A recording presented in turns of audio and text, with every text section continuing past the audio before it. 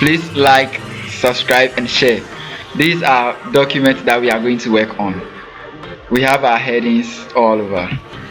We have this first heading, that's the introduction, and we have other headings as well. We have the heading M1. The heading M1 stands for main heading, like main topic, and we have our subheadings, subheadings 1, subheadings 2, and many others.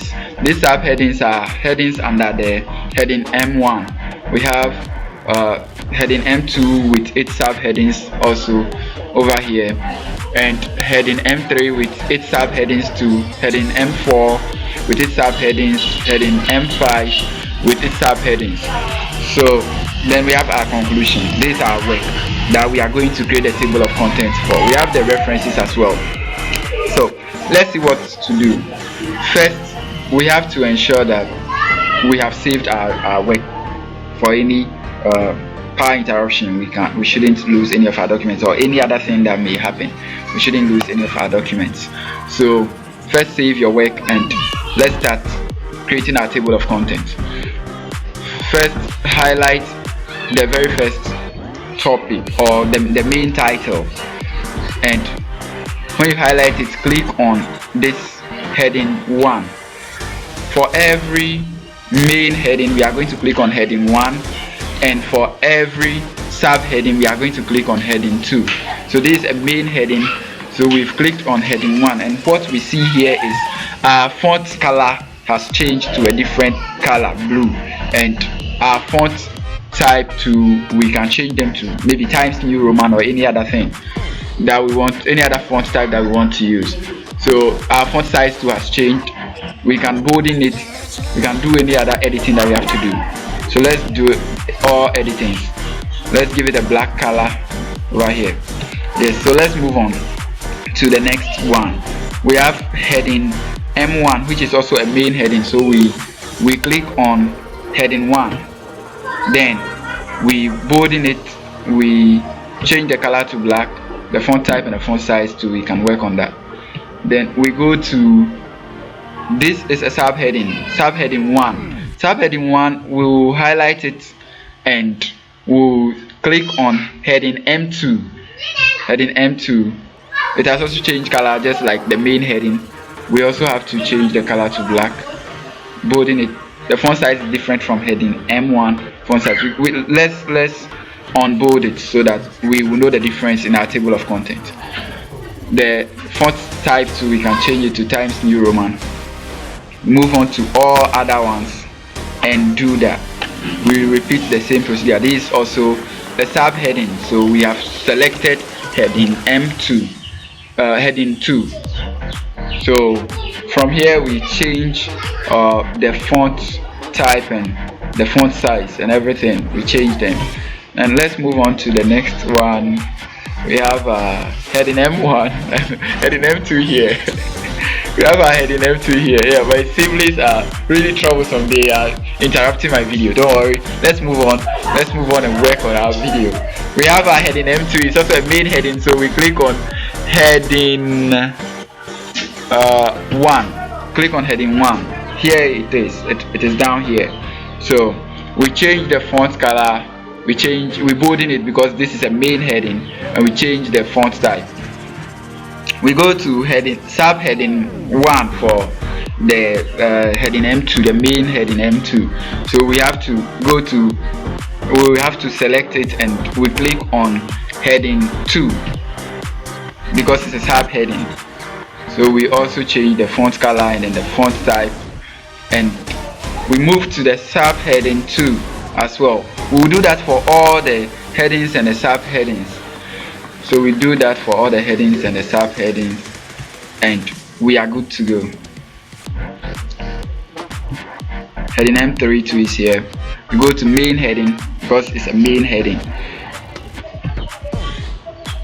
We go to the other ones. We have subheading subheading 1 under the heading M3. So over here it's also a subheading, so we click on heading 2. We change the font color and all other changes that we want to make, all other editings that we want to make. We have our heading, subheading 2, change the font color, and any other editing that we want to make. Yeah, let's move on. We have our heading M4. It's a main heading, so where should we click? We should click on heading 1 because it's a main heading. We bolding it and we choose Times New Roman. We come to subheading 1. Where should we click? We should click heading 2 because it's a subheading. We change the font color. We bolding it. No, let's not bolding it because it's a subheading. We come to subheading 2 as well. We change the font color.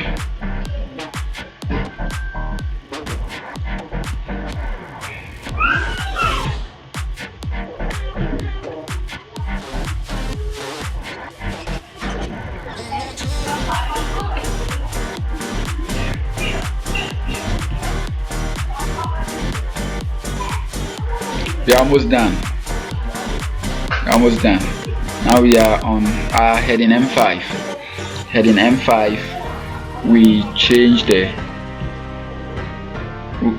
is a main heading, so you can see I've clicked on heading 2, which I supposed to click on heading 1. So let me click on heading 1. Then we have to change it to black and bolding it, Times New Roman. We have our conclusion here. I have clicked on, I've selected the conclusion already. So heading 1, then we bolding it and change the color. Finally, we have a reference as well. Heading 1, bolding, change color, change font type. Let's see the conclusion. We didn't change the font type, so let's select it and change the font type to Times New Roman. Now we are done. We are ready to generate our table of content. But let's see if we have page numbers. Let's see if we have page numbers. We don't have page numbers, but let's generate our table of content and let's see the other changes we can make on the table of content. So let's start. We are going to add a blank page where we are going to create our table of content. So what we do is we click on the insert tab and we add a blank page to it, to our work. So we now have our blank page here. We are ready. So we are going to create our table of content on this blank page. Now let's click on reference tab and click on table of content. We have various types of table of contents. We can choose any of them. The very first one and second one, they are automatic table of content, but the other one is manual table of content. So let's start with our automatic table of content. In my next video, I'll be working on the manual table of content. So for the very first one, this one, we are going to do an automatic table of content. So let's choose any of them. We can click on the very first one and it generates our headings for us. These are table of content. You can see we have content written here, content, and we have our introduction, our main heading, and the various subheadings for each of the topics. We have this main heading and the subheading right here. Let's see what we can do. We can see that our introduction starts from page 2. Let's see the total number of pages that we are working on. We are working on 6 pages. So if our introduction is on page 2, it means this table of content, this page where we create our table of content, has also been added to the work. And if we want to change it so that our introduction will start from page 1, where we are not going to count this page where we have created a table of content, we have to change the page numbers. So what we will do now is we'll go to the insert tab. When we click on it, we'll click on footer. We'll click on footer and choose blank. We'll choose blank.